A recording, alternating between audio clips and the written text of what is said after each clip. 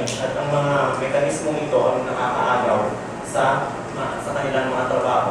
Ngunit kung bibigyan natin ito ng importansya, magkakaroon tayo ng isang malaking, hindi na siya magiging suliranin kung itong mga magsasaka ito ay gawin natin isang organisasyon o ika-cluster natin sila upang malaman nila lahat at bigyan sila ng innovasyon tungkol sa kung ano nga bang epekto ng farm mechanization.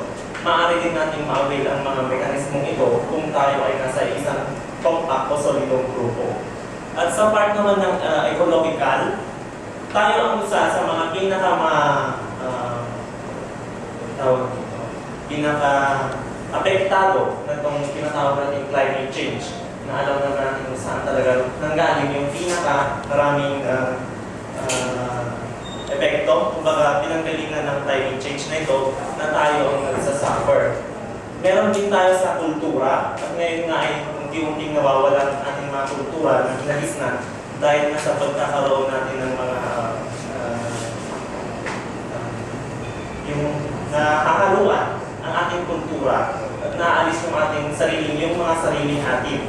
Yung kagaya ng sabi niyo nga yung pagbibigay ng offering sa bago at matapos ang isang anihan at taniman, nawawala na rin yung mga yun dahil nasa na bibigyan na tayo ng ibang lahi. Kumbaga, ibang lahi, ibang beliefs or tradition na rin ang nakukuha natin. Meron din tayo sa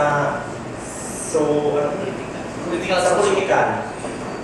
Sa political naman, isa tayo sa mga natatamaan. Yun nga dahil sa mga palakakan na sabi natin, ay isa tayo sa mga pinaka-apektado ng mga issue na ito. At yun nga sana ng mga issue ito ay tanggapin natin as a challenge at mag-move forward tayo para maging mas maganda ang ating mga future.